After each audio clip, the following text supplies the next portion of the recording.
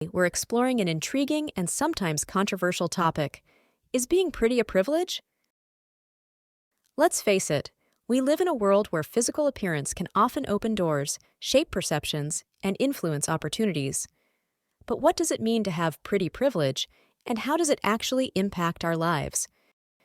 In this episode, I'll break it down, covering the psychology, societal norms, and real-world implications of being conventionally attractive.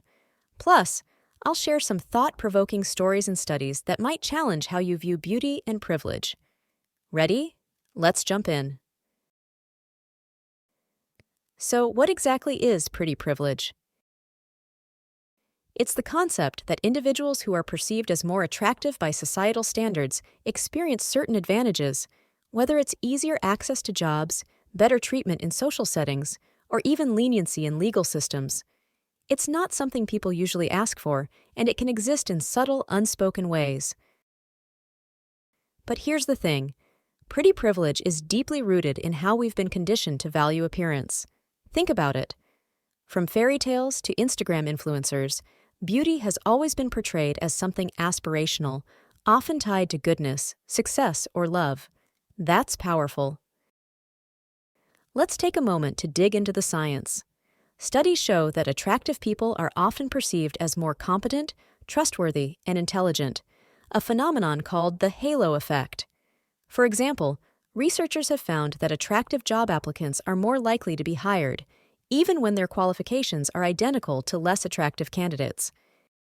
And it doesn't stop there. In social settings, attractive individuals are more likely to receive positive attention, whether it's being offered help or getting a free coffee from a friendly barista. But why does this happen? One reason could be evolutionary psychology. Our brains are wired to associate beauty with health and reproductive fitness. Now, let's talk about the lived experience. For some people, pretty privilege feels like an invisible hand guiding them through life, making things just a little easier. But for others, it can come with unexpected downsides, like being underestimated, objectified, or judged solely for their appearance. For example, there's the dumb blonde stereotype, where attractive people, especially women, might struggle to be taken seriously in professional environments. And then there's the pressure to maintain that appearance, which can lead to anxiety, disordered eating, or even costly beauty treatments. But what about those who don't benefit from pretty privilege?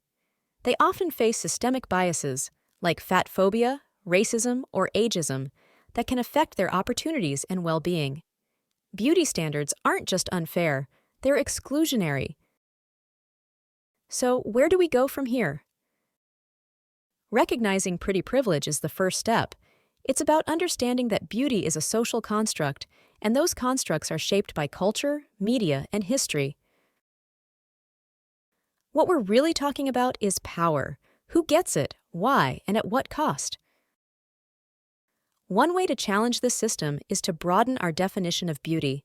Celebrate diversity in all its forms: skin tones, body types, abilities, and ages.